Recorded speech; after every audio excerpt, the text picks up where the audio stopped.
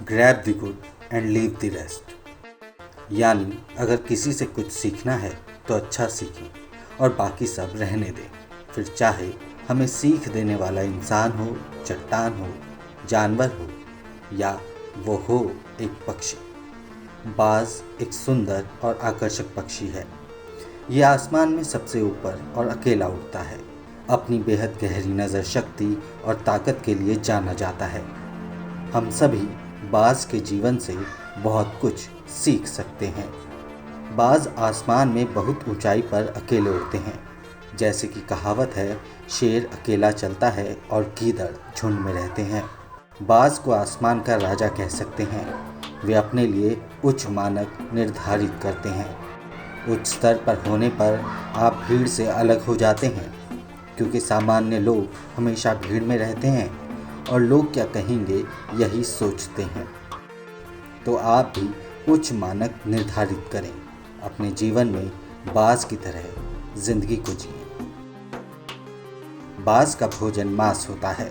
वो कभी किसी मरे हुए जानवर का मांस नहीं खाता, हमेशा खुद का शिकार किया हुआ मांस ही खाता है। इससे हमें ये सीखने को मिलता है कि जीवन में निरंतर काम करते रहें, कभी भी किसी के भरोसे नहीं रहें। बाज बहुत दूर तक देख सकता है।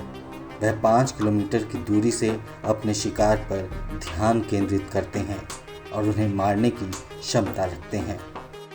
इससे ये सीखने को मिलता है कि हमें छोटी सोच नहीं रखनी चाहिए, दूर की सोचनी चाहिए, चाहे कोई भी काम हो। बाज से सीखें किस तरीके से करते हैं बाउंस बैक। सबसे महत्वपूर्ण बात यह है कि जब बाज की उम्र 40 साल की होती है तो वो शिकार करने के काबिल नहीं रहता, क्योंकि उसके पंजे मुड़ने लगते हैं, जिसके कारण शिकार पकड़ने में मुश्किल होती है। और इसकी चोंच जो कभी बहुत तीखी और नुकीली होती है वो भी मुड़ जाती है। इस उम्र में बाज को एक दर्दनाक निर्णय लेना पड़ता है। यहाँ पर बाज के पास 2 रास्ते होते हैं। या तो वो हार मान ले और मर जाए, या फिर बाउंस बैक करके अपने आप को पुनः स्थापित करे।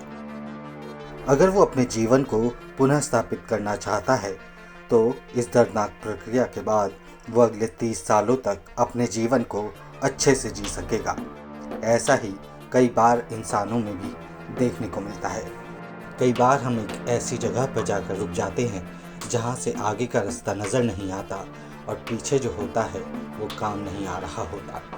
कुछ लोग हार मान जाते हैं, ज़िंदगी त्यागने की कोशिश करते हैं। लेकिन क्यों ना हम बाज से सीखें कि किस तरीके से वो अपने आप को पुनर्स्थापित करता है, पुनर्जीवित करता है। अपने आप को पुनर्जीवन देने के लिए बाज को इस प्रक्रिया के दौरान अपनी खुद की चोंच को पत्थर पर मार मार कर तोड़ना पड़ता है। वो अपने पंखों को बाहर निकालता है। ये एक दर्दनाक काम है। ऐसा इसलिए करता है ताकि उसके नए पंख आ सके, वो दोबारा वही उड़ान उड़ सके जो वो अब तक उड़ता आया था। इस पूरी प्रक्रिया में लगभग 5 महीने लगते हैं। इस पूरी प्रक्रिया से बाज हमें सिखाता है कि जीवन का नाम आगे बढ़ना है। बीते दिनों के फेलियर को भूलकर आने वाले दिनों के लिए प्लानिंग करना ही सफलता का एकमात्र मंत्र है। आखिर में कहना चाहूँगा, चलता रहूँगा रास्ते पर, चलने में माहिर बन जाऊँगा।